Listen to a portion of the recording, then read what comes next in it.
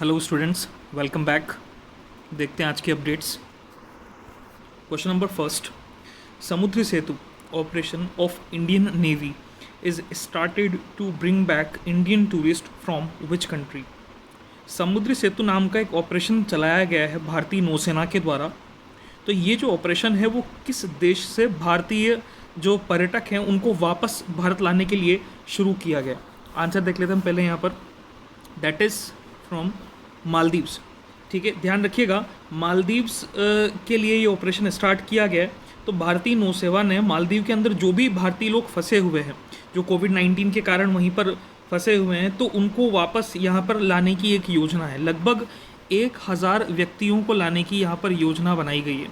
तो 1000 जो भी टूरिस्ट हैं उनको वापस भारत लाने की योजना के लिए एक समुद्र सेतु नाम का ये ऑपरेशन जो है वो स्टार्ट किया गया है इंडियन नेवी के द्वारा, भारतीय नौसेना के द्वारा। ठीक है, सी ब्रिज ऑपरेशन, सी ब्रिज भी हम इसे कह सकते हैं या ऑपरेशन समुद्र सेतु भी कह सकते हैं, एक ही तरीके की बात है। Move on to the next question. Headquarter of International Solar Alliance is situated in which city. International Solar Alliance, अंतर्राष्ट्रीय सौर ग्रुप जो है समूह, सौर समूह का मुख्यालय कहाँ, किस शहर में स्थित है। आंसर देख लेते हैं हम यहाँ पर। दैट इज सिचुएटेड इन गुरुग्राम। 2015 में प्रधानमंत्री नरेंद्र मोदी और फ्रैंकोस ओलांद के एक इनिशिएटिव से एक इस तरीके का एक ये ग्रुप बनाया गया।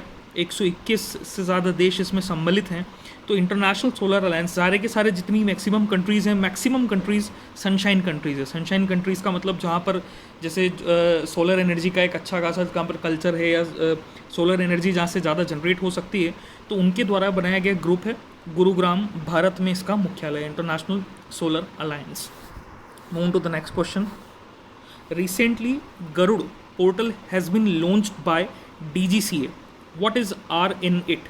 DGCA के द्वारा, जो कि नागरिक उड्डयन महानिदेशालय कहा जाता है, तो इनके द्वारा अभी एक गरुड़ पोर्टल लॉन्च किया गया।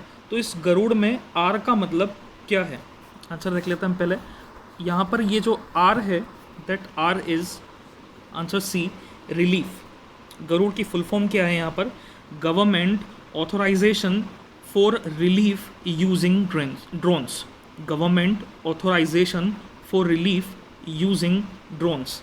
पोर्टल का मतलब क्या था, इसलिए शुरू किया गया है कि अभी कोविड-19 के कारण या और भी बहुत सारे जो भी अलग अलग तरीके के डिफेंस पर्पसेस यहाँ पर थे, उनके तहत भारत में जो भी इस तरीके से ड्रोन्स वगैरह जो हैं उनको, उनके ऊपर थोड़े से बैन लगा दिए गए थे, या उन पर बिना लाइसेंस के आप ड्रोन नहीं चला सकते। इस तरीके की बहुत अलग अलग यहाँ पर आई थी बातें। तो उनके लिए राज्य सरकारों के द्वारा या गरुड़ पोर्टल के द्वारा ड्रोन्स के लिए अनुमति दिए जाने की एक व्यवस्था की गई है कि ड्रोन के लिए अनुमति दी जा सकती है अगर किसी तरीके की कोई इमरजेंसी है, कोविड-19 के जो प्रकोप को ख़त्म करने के जो उद्देश्य हों, तो उनके लिए केंद्र सरकार से छूट प्राप्त करने के लिए राज्य संस्थाओं की सहायता करेगा ये पोर्टल। ठीक है, तो ध्यान रखिएगा, गरुड़ पोर्टल जो है इसको लॉन्च किया है DGCA ने।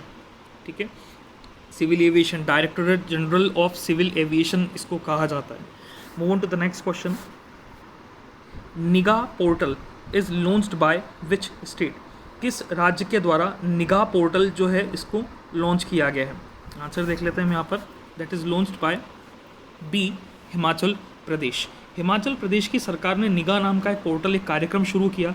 इस कार्यक्रम के तहत बात ये की गई कि उन लोगों के परिवार के सदस्यों को जागरूक किया जाएगा जो देश के अन्य हिस्सों से आ रहे हैं। मतलब क्या होगा कि जैसे मान लीजिए कोविड-19 के कारण जो भी लेबर्स हैं या जो भी लोग हैं जो वो एक स्टेट से दूसरे स्टेट में रहते थे, वो वापस अपने घरों को दोबारा लौट रहे हैं। तो यहाँ पर गवर्नमेंट ने ये कहा है कि जो भी लोग वापस से हिमाचल प्रदेश में आए हैं उनके ऊपर थोड़ी सी नज़र रखी जाए, या उन्हें जो है अवेयर किया जाए कि क्या उन्हें कितने दिन क्वारंटाइन में रहना है, या उनकी स्वास्थ्य के जो भी प्रोसेस हैं वो किस तरीके से उनको रखने हैं। तो इसमें बहुत सारी चीज़ें हैं कि घर को किस तरीके से सैनिटाइज रखा जाए, सोशल डिस्टेंसिंग, सामाजिक दूरी किस तरीके से बनाई जाए। तो इस तरीके की जागरूकताओं के लिए ये हिमाचल प्रदेश सरकार की एक पहल शुरू की गई है। तो ध्यान रखिएगा, निगाह पोर्टल जो है इसको शुरू किया गया विस्थापित श्रमिकों के परिवारों के लिए हिमाचल प्रदेश की सरकार के द्वारा। Move on to the next question. Nilambar Pitambar Jal Samriddhi Yojana is launched by which state. अभी हालिया में एक राज्य की सरकार ने 3 योजनाएं लॉन्च करी हैं, जिनमें से एक योजना का नाम नीलांबर पीतांबर जल समृद्धि योजना भी है। हम यहाँ पर एक ही योजना का नाम ले रहे हैं, 2 जो स्कीम्स हैं उनके नाम अगर आपको पता हो तो you can comment on that. अब यहाँ पर आंसर देख लेते हैं हम पहले कि ये कौन सी सरकार ने लॉन्च की है। यहाँ पर आंसर है डी, झारखंड। झारखंड की सरकार ने 3 अलग अलग तरीके के प्रोग्राम शुरू किए हैं। किन के लिए शुरू किए हैं? मजदूरों के लिए ये कार्यक्रम शुरू किए गए हैं। मनरेगा जो प्रोग्राम है, महात्मा गांधी राष्ट्रीय ग्रामीण रोजगार गारंटी स्कीम जो कहा जाता है मनरेगा, तो उसके तहत जल का संरक्षण करना या अलग अलग तरीके की जो भी जिसमें जैसे मान लीजिए कोई ग्राम समृद्धि योजना हो गई, कोई खेलों से संबंधित योजना हो गई, तो इस तरीके की योजनाएं शुरू की गई। तो 3 योजनाएं शुरू की गई, उसमें से एक योजना का नाम है नीलांबर पीतांबर जल समृद्धि योजना। चलिए ठीक है, मैं आपको नाम बता देता हूँ यहाँ पर बाकी की 2 योजनाओं के। एक योजना है बिरसा हरित ग्राम योजना, दूसरी योजना है नीलांबर पीतांबर जल समृद्धि योजना, और तीसरी योजना है पोतो हो खेल विकास योजना। तो ये योजनाएं शुरू की गई है और इसके लिए 20,000 करोड़ का आवंटन किया गया। 20,000 करोड़ यहाँ पर अलॉट किए गए हैं इन तीनों योजनाओं के लिए। ध्यान रखिएगा, 20,000 करोड़ का यहाँ पर टोटल अलॉटमेंट हुआ है नीलांबर पीतांबर जल समृद्धि योजना के लिए, बिरसा हरित ग्राम योजना के लिए और पोतो हो खेल विकास योजना के लिए। झारखंड इसका आंसर है। Move to the next question. Dar Yasin is associated with which field? Dar Yasin का संबंध किस क्षेत्र से है? आंसर देख लेते हैं हम। डार यासिन जो है ये एक फोटोग्राफर है, फोटोग्राफी से इनका संबंध है। अभी हालिया में डार यासिन, मुख्तार खान और चन्नी आनंद, नाम ध्यान रखिएगा, डार यासिन, मुख्तार खान और चन्नी आनंद, तीनों को फीचर फोटोग्राफी के लिए पुलित्जर प्राइज़ दिया गया। पुलित्जर पुरस्कार के विजेता ये तीनों हैं, डार यासिन, मुख्तार खान और चन्नी आनंद। डार यासिन जो हैं जम्मू कश्मीर से संबंध रखते हैं। जम्मू कश्मीर के एक बहुत नामी एक फ़ोटोग्राफ़र कहे जाते हैं डार यासिन। तो इन तीनों का नाम हालिया में दिया गया है पुलित्जर प्राइज़ के लिए। अभी जब 370 अनुच्छेद जो है, जो कि निरस्त कर दिया गया था कश्मीर से, तो उसमें जो भी विरोध प्रदर्शन थे, जो कर्फ्यू लगा था वहाँ पर, जो भी सेनाओं के जो ऑपरेशन हुए, जो पुलिस झड़प हुई, जो भी इतनी सारी चीज़ें हुई, तो उनकी जो फोटोग्राफी है वो डार यासिन के द्वारा की गई थी। तो तीनों शामिल थे उन सारी चीज़ों में। तो ध्यान रखिएगा, डार यासिन को पुलित्जर प्राइज़ के लिए नामित किया गया है और इनका जो संबंध है वो फोटोग्राफी से है, भारत में कश्मीर से संबंध रखते हैं। Move to the next question. Who is the recently appointed representative of USA in IBRD? IBRD में यूएसए की तरफ से रिप्रेजेंटेटिव के तौर पर किसे चुना गया है? आंसर देख लेते हैं हम यहाँ पर पहले। ध्यान रखिएगा, आंसर है यहाँ पर B, Ashok Michael Pinto. Ashok Michael Pinto को अमेरिका की सरकार ने IBRD के अंदर अपना रिप्रेजेंटेटिव यहाँ पर बनाया है। ध्यान रखिएगा, IBRD के अंदर अपना रिप्रेजेंटेटिव बनाया गया है अशोक माइकल पिंटो को यूएसए की सरकार द्वारा।